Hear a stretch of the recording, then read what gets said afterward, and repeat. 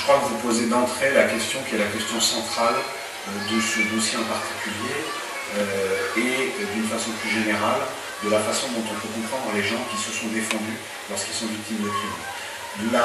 Ce qui me frappe à chaque fois, c'est que quand on parle avec quelqu'un qui vient de subir une agression au cours duquel il faut bien comprendre que la personne a cru que sa dernière heure était arrivée, eh bien, les gens vous expliquent qu'ils sont dans un espèce d'état second. Alors après, les spécialistes peuvent appeler ça des effets tunnels, enfin il y a des termes, tout ça est très connu en termes psychologiques, mais que cet état second fait perdre complètement, d'une part, les repères spatio-temporels, et d'autre part, les repères habituels de vie, tout simplement.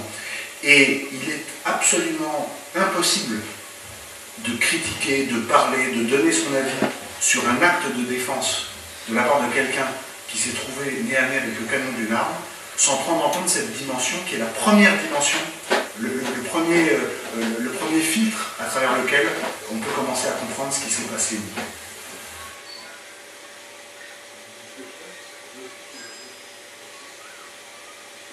C'est cet état de choc, c'est la façon dont, dès lors qu'ils étaient en train de vaquer à leur occupation quotidienne, dans la paix de leur routine, tout à coup, donc avec un stress quasiment nul, ou en tout cas le stress habituel qu'on peut avoir dans la vie, et tout à coup, la jauge de stress passe de 0 à 100 en une demi-seconde.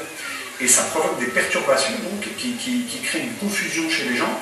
Donc les réactions vont être différentes, vous avez des gens qui vont s'écrouler, vous avez des gens qui vont rester tétanisés, et puis vous avez des gens qui vont se défendre. Et à la limite, on ne peut pas savoir à l'avance qui va faire quoi.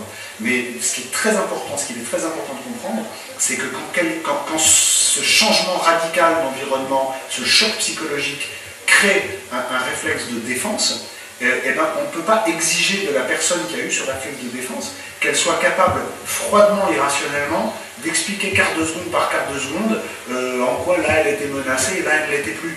Il y a une continuité globale de l'action, c'est ça le terme essentiel. C'est qu'il y a une continuité globale de l'action, et ce qu'il faut absolument comprendre, c'est que quand quelqu'un décide de se défendre dans ce cadre de choc qu'il est en train de subir, quelques secondes après, c'est toujours l'action. Évidemment, 2 heures après, quelqu'un qui part, qui va chercher un fusil, qui revient, là on n'est plus dans l'action. Il n'est plus question de parler de légitime défense. Mais quelqu'un qui est toujours dans ce choc de l'action, de l'agression qu'il est en train de subir, de lui dire 3, 4, 5 secondes après, vous n'êtes plus menacé parce que les gens sont en train de sortir de votre boutique, ça a peut-être du sens en droit dans les amphithéâtres et entre gens très intelligents qui n'ont jamais pris une gifle dans la figure, mais ça n'a aucun sens sur le terrain, aucun.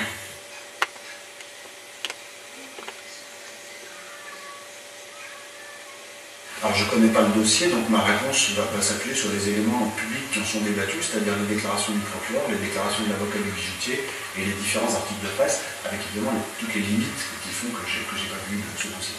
Mais dès lors que le procureur a indiqué que lui-même ne croyait pas à la légitime défense, ce qui est déjà une phrase un petit peu curieuse, sachant qu'il va encore y avoir des expertises, une enquête et tout, enfin, puisqu'il n'y croit pas, au moins il a la franchise de le dire, donc ce sera la défense de remonter ce déficit, cette incrédulité du parquet.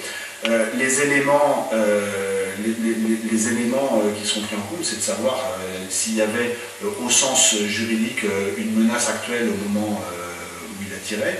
Sinon, il y aura des poursuites qui sont déjà engagées pour homicide volontaire, mais qui aboutiront à un procès dans la cour d'assises. Et dans la cour d'assises, il faudra que la défense convainque le jury qu'il y avait toujours un état de légitime défense et que l'accusation démontre que ce n'était pas le cas. En l'espèce, j'affirme que dans un dossier comme ça, on ne peut pas ne pas avoir un débat sur ce qui est le cœur du sujet et qu'est-ce que je viens de vous dire, c'est-à-dire la continuité de l'action. Il ne me semble pas que ce bijoutier ait attendu une demi-heure pour aller prendre une arme et dans un état d'esprit parfaitement conscient, réfléchi et calculé, se dire le petit salaud, je vais me le faire. Je ne crois pas du tout que ça se soit passé comme ça. On est dans les quelques secondes qui viennent de suivre un choc inouï, un choc violent, des coups de crosse, la peur de mourir, et on est dans cette continuité de l'action et dans cette confusion qui fait que je pense très profondément et vraiment avec au-delà des mots d'avocat, avec une sincérité née de mon expérience, mais aussi de ma très bonne connaissance de l'action, pour tout un tas de raisons qui n'ont rien à voir avec ma vie d'avocat, que ce bijoutier était dans le cadre de cette action d'agression lorsqu'il a tiré sur ce jeune homme.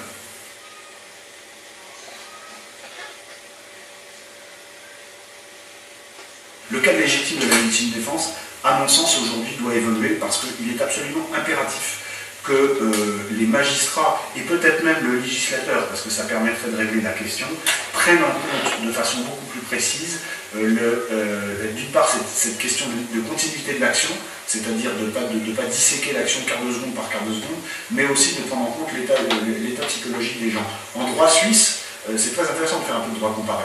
En droit suisse, vous avez deux paragraphes sur la légitime défense, et le deuxième paragraphe dit, je vous le cite de mémoire, que le juge devra prendre en considération le retentissement psychologique que l'agression a eu sur celui qui se défend. Autrement dit, si vous subissez un choc épouvantable, eh bien, le retentissement de ce choc sur vous doit être pris en considération pour juger l'acte que vous avez eu ensuite. Et je pense que c'est quelque chose qui devra nécessairement évoluer, parce que des affaires comme celle-là, je constate qu'il y en a de plus en plus.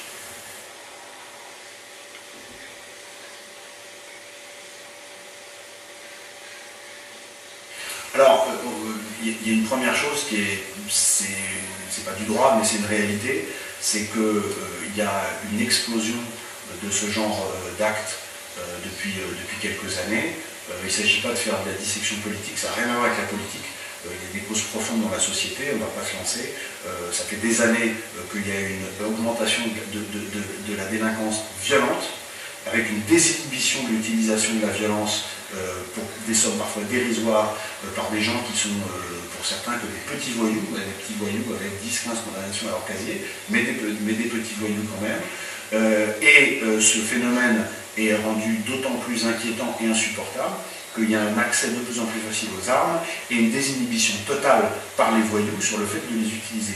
Je voudrais rappeler une chose, c'est qu'on reproche à ce bijoutier et à d'autres gens de s'être défendus. On dit notamment que ça augmente les risques de se faire tuer. Je considère que ça n'est pas vrai, parce que vous avez dans un passé récent, j'ai au moins 2 affaires qui me viennent en tête, de bijoutiers qui se sont fait abattre comme des chiens, sans se défendre. Et ils ont juste été tués parce qu'il s'est passé quelque chose dans la tête du voyou et que le voyou a tiré. Il y a eu une affaire à Cannes, ou au Canet, il y a eu une affaire à Albertville, il y a eu cette affaire à Cambrai qui a suscité une émotion considérable et dont le procès a eu lieu au mois de mars dernier.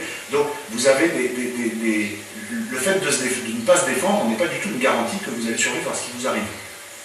Donc si c'est juste pour compter sur la vertu du braqueur, qu'on dit ne vous défendez pas, j'ai vu une ânerie, quelqu'un a écrit quelque part, ils sont assurés, mais vous n'êtes pas assurés contre une balle dans la tête. Il faut arrêter de dire n'importe quoi. Il faut imaginer ce que c'est qu'un braquage, il faut comprendre ce que c'est, il faut respecter les gens. Il y a des gens, je vous disais tout à l'heure, qui s'écroulent, il y a des gens qui se battent, et on ne peut pas faire le reproche aux gens qui se battent pour leur peau et pour tous ceux qu'ils ont construit pendant 30 ans de vie, de le faire. Je crois qu'il ne faut pas inverser les valeurs. Et c'est pour ça qu'il y a un mouvement populaire. C'est qu'il y a une inversion des valeurs dans la façon dont on parle de ces choses aujourd'hui qui est proprement insupportable. Quand on entend la conférence de presse des avocats de la famille de ce jeune qui est mort à Nice, c'est toujours tragique la mort de quelqu'un. Mais il ne faut pas se tromper. Il y a des propos qui sont tenus qui sont insupportables.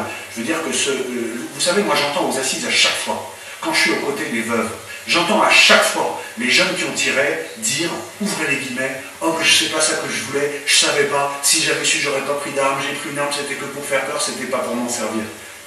Mais sauf qu'ils s'en sont servis. Donc là, on va dire, ah mais il n'a pas tiré, donc il ne méritait pas de mourir. Personne ne mérite de mourir. Mais dans un braquage, celui qui a vraiment des chances de mourir, celui qui a vraiment un risque de mourir, c'est celui qui est braqué. Donc il ne faut pas se tromper quand on parle de ça. Il ne faut pas se tromper sur le fait de savoir qui est la victime et qui est l'agresseur. Quand vous avez des gens qui agressent 5, 10, 15 fois, qui le font le plus souvent dans une impunité, sinon totale, du moins partielle, avec des peines de prison ferme qui mettent beaucoup de temps à arriver, sauf quand les faits sont très graves. Mais quand les faits sont très graves, c'est trop tard parce qu'il y a un mort ou il y a quelqu'un qui a été extropié, et bien ça devient insupportable. Ça, c'est le premier point. Mais il y en a un deuxième, si vous me permettez de prendre un petit peu de recul. Parce que personne ne prend du recul dans ces affaires. Tout le monde est à l'émotion.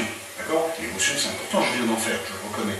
Mais aussi pour comprendre qu'on est dans une vie, où on a un cœur, on a une âme, et le droit s'inscrit dans cette humanité. C'est pas l'inverse. Mais si on prend un petit peu si on fait un pas de côté, il y a un deuxième élément qui est essentiel à comprendre.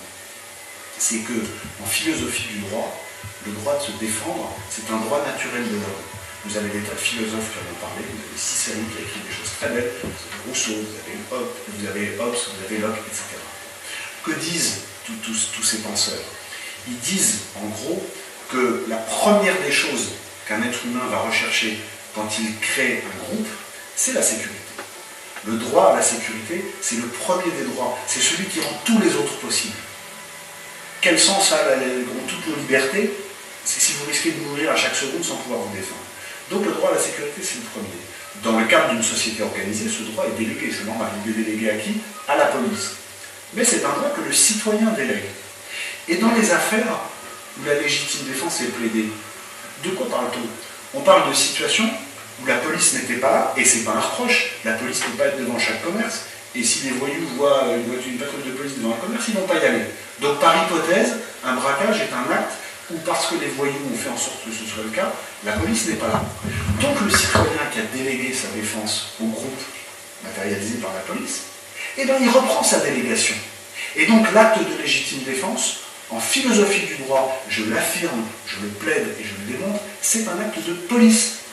Ça n'est pas du tout un acte de Far West, de papy la gâchette, etc., comme j'entends parfois des gens qui n'ont jamais réfléchi en profondeur à ces questions et qui, encore une fois, restent dans les limbes d'un intellect tranquille et confortable, parce qu'ils n'ont jamais pris de claque dans la figure.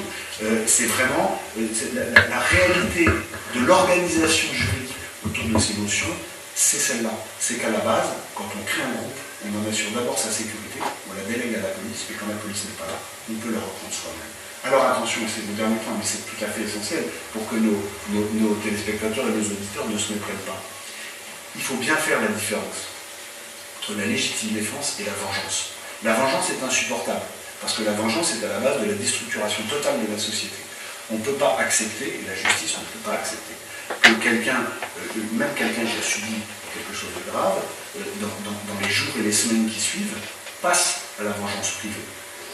Mais par contre, la légitime défense, ce n'est pas de la vengeance privée, parce qu'on reste, et je termine par là, dans cette continuité d'action que j'évoquais tout à l'heure dans le détail, et dans cette continuité de l'action, on ne peut pas, comme le font aujourd'hui trop souvent les magistrats, compter comme si on avait affaire à un ordinateur, alors qu'on a affaire à un être de chair et de sang qui a vu sa dernière heure arriver. On ne peut pas exiger de quelqu'un qui a cru mourir d'avoir la lucidité de comprendre qu'à la seconde 0 ou à la seconde 1, il était en risque mortel, et qu'à la seconde 2, il ne l'était plus. Parce que si on rentre dans un compte à rebours seconde par seconde, à la seconde 1, vous êtes en danger de mort, à la seconde 2, vous ne l'êtes plus, et puis à la seconde 3, vous l'êtes à nouveau. Donc, je pense qu'on ne peut pas faire l'économie d'une réflexion profonde et non passionnelle sur ces questions de légitime défense, sur la façon dont elles sont pensées dans le droit aujourd'hui, et sur la façon dont elles sont appliquées par les magistrats. Il y a à mon sens une évolution, pas seulement juridique, mais une évolution sociétale à faire, et beaucoup d'observateurs sur ces questions disent des choses qui ne sont pas justes et qui sont complètement déconnectées de la réalité.